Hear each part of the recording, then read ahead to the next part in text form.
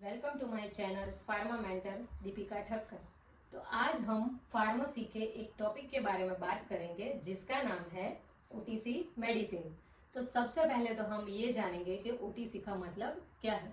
OTC stands for over the counter. Over the counter means की ऐसी दवाइयाँ जिसके लिए हमें प्रिस्क्रिप्शन की आवश्यकता नहीं है, जिसके लिए प्रिस्क्रिप्शन डॉक्टर से लिखी हुई प्रिस्क्रिप्शन रिक्वायर्ड नहीं है, जो हमें इजीली मिल जाती है, ग्रोसरी स्टोर पे भी मिलती है, जो ऑनलाइन भी मिल जाती है, रेलवे स्टेशन पर भी बहुत सारे स्टोर्स पर अवेलेबल होती है।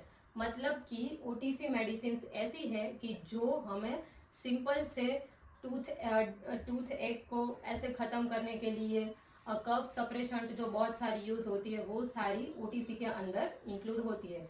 तो चलते हैं हमारे नेक्स्ट स्लाइड की ओर। जैसे कि मैंने आपको बताया, OTC stands for over the counter medicines. OTC medicines are those which can be sold directly to people without a prescription. OTC medicines ऐसी है जिसके लिए हमें प्रिस्क्रिप्शन की जरूरत नहीं है, जिसके लिए डॉक्टर से लिखी हुई प्रिस्क्रिप्शन हमें रिक्वायर्ड नहीं है। हम बिना प्रिस्क्रिप्शन के भी ये मेडिसिन खरीद सकते हैं, जो हमें इजीली कहीं पर भी मिल जाती है।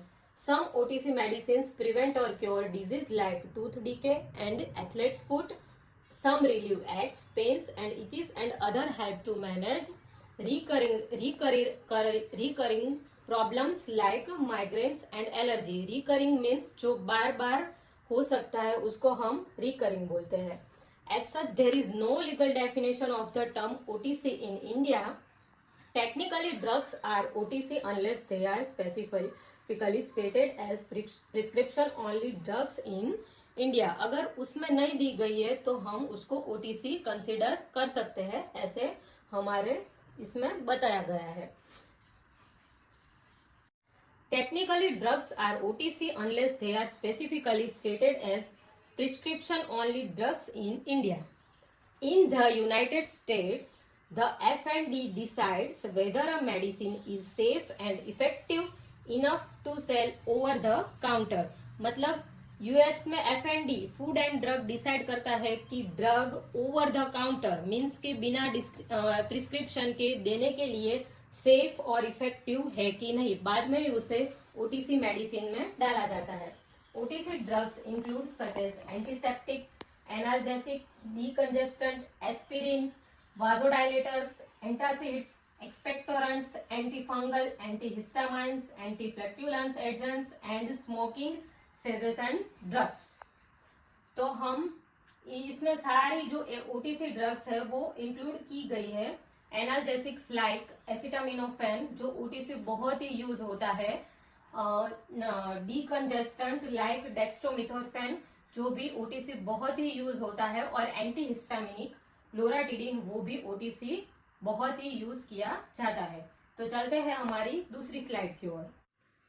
तो चलिए हम बढ़ते हैं हमारी एक और स्लाइड की ओर जिसमें दिए गए हैं सेफ्टी पॉइंट्स। जो हम ओटीसी मेडिसिन ले रहे हैं, जो हम डॉक्टर की एडवाइस के बगैर ले रहे हैं, वो हमारी मेडिसिन, हमारी कोई दूसरी मेडिसिन जो हम ले रहे हैं उसके साथ, हमारे कोई भी सप्लीमेंट्स के साथ, फूड के साथ और ड्रिंक के साथ इंटरेक्ट कर सकती है। The medicine you are taking could interact with other medicine, supplements, foods और ड्रिंक्स। दूसरा पॉइंट है some medicine are not right for people with some medical condition. मतलब कि ये हमारी ओटीसी मेडिसिन है, वो कोई स्पेशल कंडीशन वाला पेशेंट है उसको हम नहीं दे सकते क्योंकि उसके लिए वो अनसेफ हो सकती है।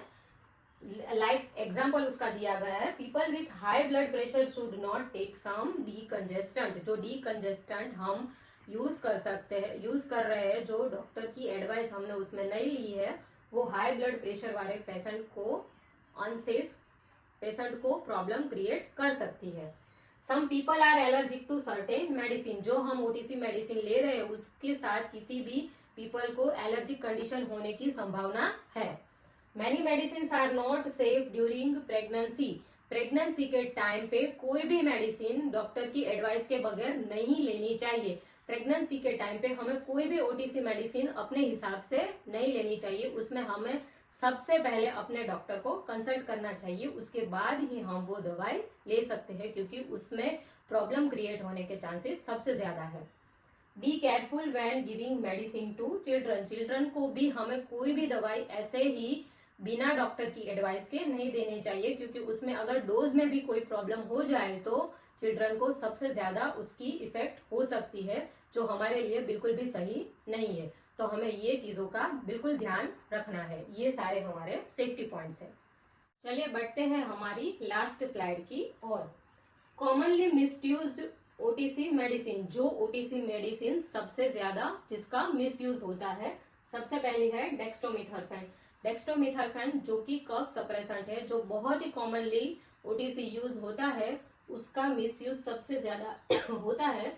जो एंटी हिस्टामिनिक भी है और डीकंजेस्टेंट भी है, तो उसका यूज होता है, जिसके बहुत सारे सिम्टम्स देखने को मिलते हैं।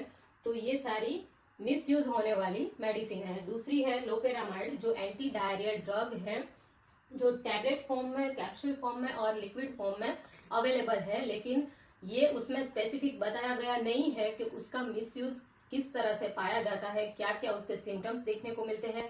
लेकिन ये डिसाइडेड है कि ये जो मेडिसिन है वो सबसे ज्यादा ओटीसी मिसयूज होती है, तो इस बात का हमें ध्यान रखना है। Thank you everyone for subscribing my channel. तो बहुत ही जल्द हम मिलते हैं हमारे दूसरे फार्मेसी वीडियो के साथ। धन्यवाद।